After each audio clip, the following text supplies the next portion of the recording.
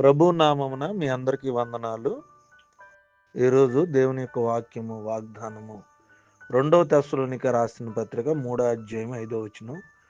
దేవుని యందలి ప్రేమయు క్రీస్తు చూపిన ఓర్పును మీకు కలుగునట్లు ప్రభు మీ హృదయంలో ప్రేరేపించును గాక. ప్రియమైన స్నేహితులారా, ఈరోజు దేవుని యొక్క వాక్యము, దేవుడు మనతో మాట్లాడుతున్న మాట, దేవుడు మనలను సహనంగా ఉండాలని, అదేవిధంగా స్థిరంగా ఉండి ఆయనతో హత్తుకుని ఉండినట్లుగా దేవుడు మన హృదయాలను ప్రేరేపిస్తున్నాడు. ప్రేమించగలగాలనే నమ్మకంను కోల్పోయినట్లయితే మనము ప్రతి నిత్యము కూడా మనుషులతో వాదనలకు లేకపోతే గొడవలకు గురయ్యేటువంటి పరిస్థితి ఉంటుంది. కాబట్టి దేవుడు మనలను ప్రేమ కలిగి జీవించమని చెప్తూ ఉన్నాడు. దేవుని పట్ల మనము దేవుని యందు మనం ఓర్పు కలిగి దేవుని సన్నిధిలో మనం జీవించాలి.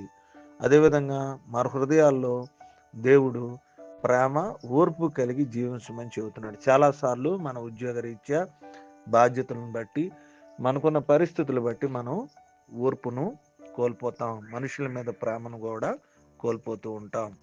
అయితే ప్రతి వ్యక్తి కూడా మీరు క్రైస్తవ జీవితంలో ప్రేమను ఓర్పును కలిగి ఉండాలని, క్రీస్తు చూపినటువంటి ప్రేమ ఓర్పు మన జీవితాల్లో కలిగి ఉండాలని దేవుని యొక్క వాక్యం మనం ప్రేరేపిస్తుంది.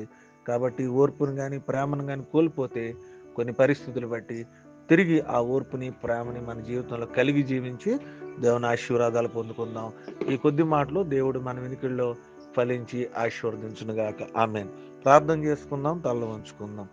మహోన్నతుడా మీకు స్తోత్రాలు, మహాపరిశుద్ధుడా మీకు వందనాలు. మా హృదయం కఠినంగా ఉండకుండా నైనా మీ యొక్క ప్రేమ ఓర్పుని కలిగేటువంటి సహాయం దయచేయని ప్రార్థన చేస్తున్నాం. రాత్రంతా కాచి కాపాడి వేకుని లగడానికి సహాయం చేశారు. ఉదయకాలమున వాక్యం ద్వారా మీరు మాతో మాట్లాడినందుకు మీ స్తోత్రాలు.